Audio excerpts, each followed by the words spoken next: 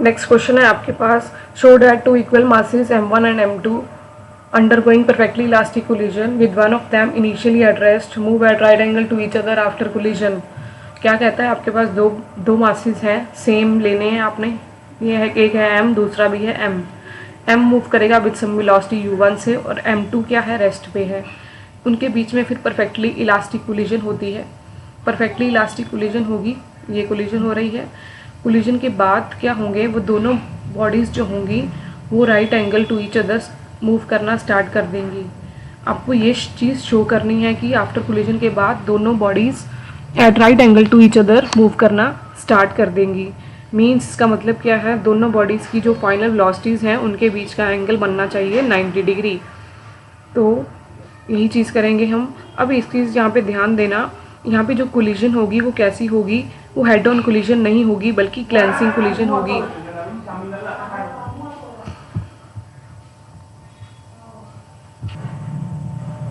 ग्लेंसिंग collision मतलब उन दोनों बॉडीज़ के जो सेंटर्स हैं वो एक सिंगल लीनियरली लाइन पे नहीं लाई करेंगे। यहाँ ऐसी कोलिजन होगी कुछ, दिस वन। ठीक है जी। देन अब प्रूव करते हैं कि ये थीटा 90 डिग्री कैसे आएगा आपके पास। तो सबसे पहले ये परफेक्टली इलास्टिक कोलिजन हो रही है, तो मोमेंटम क्या रहेगा, कंजर्व्ड। मतलब initial linear momentum is equal to final linear momentum. तो इनिशियल लीनियर मोमेंटम देखते हैं बिफोर कोलिजन क्या होगा, mu1 प्लस mu2। इसी तरह फाइनल लीनियर मोमेंटम होगा mv1 प्लस mv2। ये हम कर चुके हैं। ठीक है जी। दोनों बॉडीज़ के मास सेम है, इसीलिए दोनों को लिखा m लिखा हर जगह। तो यहाँ पे आपको m फिर mu1 बराबर आ जाएगा, mu2 जो होगा वो 0 हो जाएगा क्योंकि u2 0 है, तो आपको मिला mu1। देन m यहाँ से फिर आपको m कॉमन निकाल लेना है, अंदर क्या बचा v1 प्लस v2। तो आपके पास फर्स्ट इक्वेशन मिलेगी u1 is equal to v1 plus v2, क्योंकि ये वाला m और ये वाला m भी कैंसल आउट हो जाएगा। फिर इसके बाद आपको डॉट प्रोडक्ट लेना, डॉट प्रोडक्ट। अब आपको v1 एंड v2 के बीच का जो एंगल प्रूव करना है वो 90 प्रूव करना है। इसके लिए आपको क्या करना पड़ेगा, इस इक्वेशन में जो u1 है उसका डॉट प्रोडक्ट ले लो उसी के साथ। तो आपके पास जो u1 स्क्वायर होगा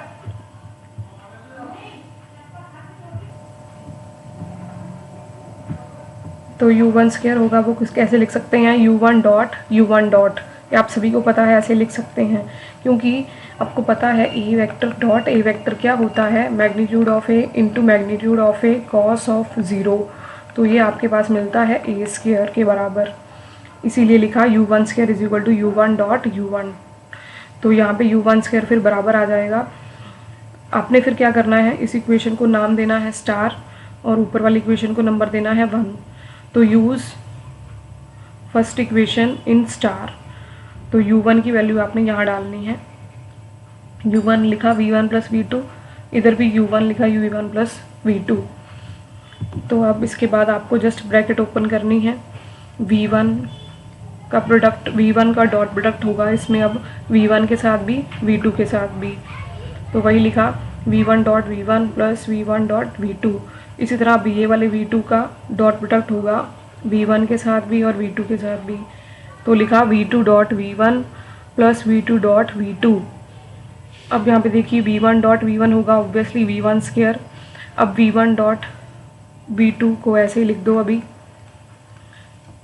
plus v2 dot v1 plus v2 dot v2 ये हो जाएगा v2 की स्क्वायर। अब यहाँ पे आपको एक और चीज़ यूज़ करनी है, आपको पता है a डॉट b किसके बराबर होता है, b डॉट a के बराबर जस्ट। तो आप इस इक्वेशन में v2 डॉट v1 को लिख सकते हो v1 डॉट v2। तो आपके पास मिलेगा फिर u1 स्क्वायर, आपको मिलेगा v1 स्क्वायर प्लस इन दोनों को जब आप ऐड करोगे तो ये बन जाएगा 2v1 dot v2 plus v2 square. Then you will have, अब इसको आप ओपन कर दो, 2v1 डॉट v2। अब यहाँ पे मतलब बन रहा है कि v1 डॉट v2 ये होगा v1 v2 cos of theta अब यहाँ पे आपको V1 एंड V2 के बीच का एंगल नहीं पता, इसलिए आपने ये वाला डॉट प्रोडक्ट नहीं खोला, जस्ट लिख दिया V1 V2 cos थीटा, क्योंकि A डॉट B होता है AB cos थीटा। ठीक है, आपको बस अब इसमें क्या करना है, V1 एंड V2 के बीच का जो एंगल बन रहा है थीटा, ये थीटा 90 डिग्री प्रूव करना है आपको। ये बन गई आपके पास इक्वेशन नंबर 2।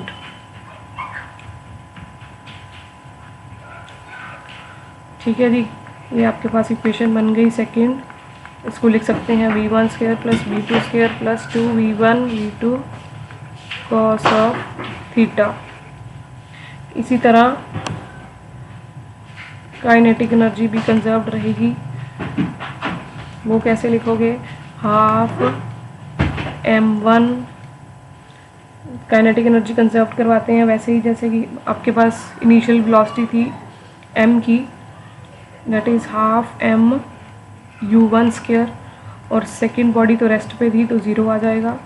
और फाइनली फिर फाइनल केस में दोनों बॉडीज़ v1 एंड v2 से मूव करना स्टार्ट करती हैं रिस्पेक्टिवली, तो आ जाएगा half m v1 square plus half m v2 square.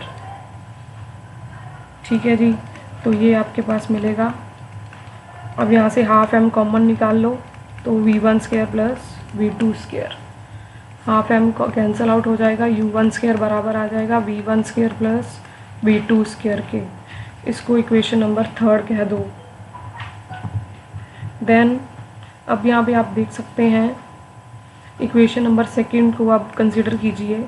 From 3rd equation को अब यूज़ करना है। 3rd इक्वेशन आपके पास ये आई थी, u1 square is equal to v1 square plus v2 square plus 2v1 v2 cos of theta. ये आपके पास सेकंड इक्वेशन है, सॉरी ये सेकंड इक्वेशन है। अब आपको ये जो वैल्यू है u1 square is equal to v1 square plus v2 square, ये आपको सेकंड में यूज़ कर लेनी है इसमें। तो u1 स्क्वायर की जगह पे लिखोगे v1 square plus v2 square. क्या किया है, 3rd इक्वेशन को यूज़ किया है सेकंड इक्वेशन में,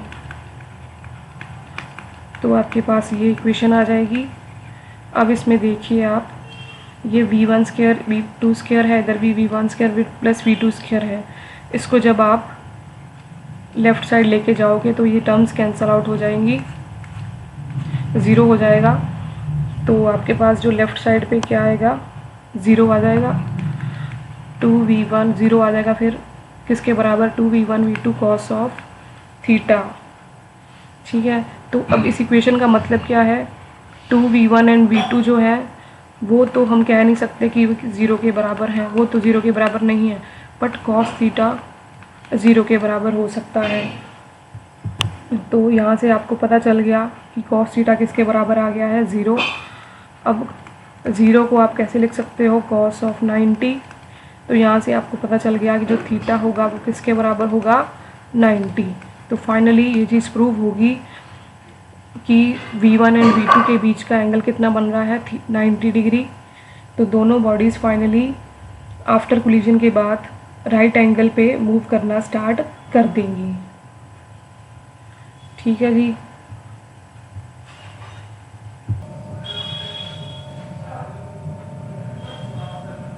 फिर आगे नेक्स्ट क्वेश्चन जो है वो इसी टॉपिक के साथ रिलेट करता है।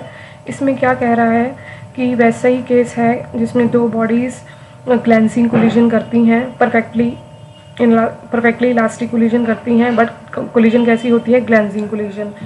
और इसमें है क्या, जो फर्स्ट बॉडी है गिवन है आपको क्वेश्चन में, जो फर्स्ट बॉडी है वो एंगल बना रही है 40 डिग्री का इनिशियल डायरेक्शन के साथ। मींस ये जो फर्स्ट बॉडी है m, इनिशियल डायरेक्शन कौन सी होगी, ऑब्वियसली उसकी ये वाली लीनियरली, क्योंकि इस पहली वाली जो बॉडी है वो स्टार्टिंग में इनिशियल डायरेक्शन क्या थी उसकी, एक्स एक्सिस, क्योंकि वो एक्स एक्सिस इनिशियली वो एक्स एक्सिस के अलॉन्ग मूव कर रही थी। तो ये है उसकी initial direction, that is x axis. तो इनिशियल डायरेक्शन के साथ कितना एंगल बना रही है, दैट इज़ आफ्टर कोलिजन के बाद ये बता रखा है, दैट इज़ 40 डिग्री। तो आपको पता करना है find the angle made by the second ball. ये है आपके पास सेकंड बॉल, तो सेकंड बॉल इनिशियल डायरेक्शन के साथ कितना एंगल बनाएगी, वही सारा सेम केस होगा।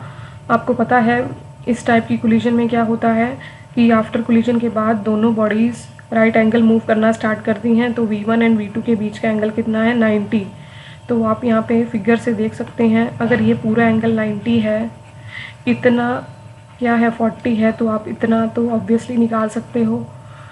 तो कंसिडर कीजिए लेट्स से ये θ1 है और ये θ2 आपको निकालना है।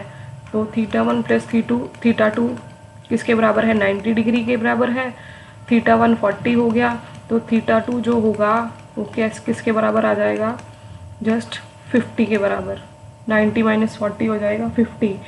तो यहाँ से पता चल गया कि जो सेकंड बॉडी है वो इनिशियल डायरेक्शन के साथ कितना एंगल बनाएगी, दैट इज़ 50 डिग्री का। ओके।